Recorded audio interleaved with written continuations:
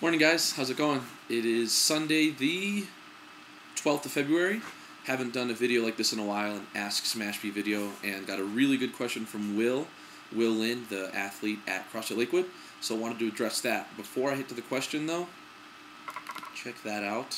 Those of you who haven't seen it when I posted it a while ago, that's the Renegade R with the Brazilian flag. My buddy RJ had his mom Jackie Smith do it. Love it. And then Friday, so 2 days ago, something came in the mail that my buddy Zach Miller at work helped me create. It's my phone case. How sweet is that? So, pretty excited about that. The question that Will asked was, since CrossFit's blowing up, how is that going to impact the amount of trainers and the quality of trainers that find themselves practicing and coaching CrossFit? His point was, and I'm quoting him here, anyone with half a brain and $1,000 can go and get certified over the course of a weekend, which is a conversation that a lot of us have been having for a couple of years now, especially until the certification required a test a couple of years ago. Before then, it was literally you pay $1,000, go to a 2-day seminar, and you got a sheet of paper that said you were certified. Will's concern is that there's going to be people out there potentially giving CrossFit a bad name because they don't have the skill set to not only learn the movements themselves, but also coach other athletes through them safely.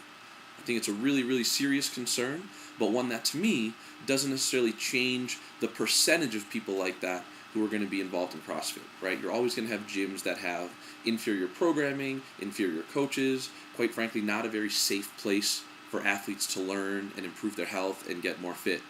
But then you're always going to have those gyms as well. And as Greg Glassman said once, the concept of this franchising, if you will, of affiliates around the world is that the best will rise to the top and the worst will simply push themselves out of business either because they're hurting people or they're not giving people results. That's kind of a sad way to look at it, but I think it's the truth. If you look around at some of the gyms wherever you live, there's some gyms that have very, very strong families, very, very strong communities, some very strong athletes and great coaches. And then there's others where it will resemble more of what I want to call the classic Globo gym mentality, which is what I was used to, where you just go in, work out, and leave. And there wasn't much interaction there or many results in a lot of cases. So, yes, there will be an influx of people who go, oh, all it takes is $1,000 in a seminar to pass an exam and become a certified trainer. Yeah, that'll happen, but I don't think it really will infiltrate the core of what CrossFit is, and the impact it will have at the good places will far outweigh those people who don't see results at the gyms that have ineffective coaching. Does that make sense? So, CrossFit's still going to make money off all of those people who go to drop $1,000, so it's a win for them. The people are either going to not be effective as coaches or hurt their athletes, and then they're probably going to stop using the CrossFit methodology. So my true belief is that at the end of the day, the good will always stay, whether it's CrossFit Reebok, whether it turns into Reebok Fit, all of the mainstream marketing, big box, the fact that CrossFit is in many ways no longer an underground program, I still think that the people who have it right are going to continue to have it right, and lives are going to continue to be changed for the better through CrossFit.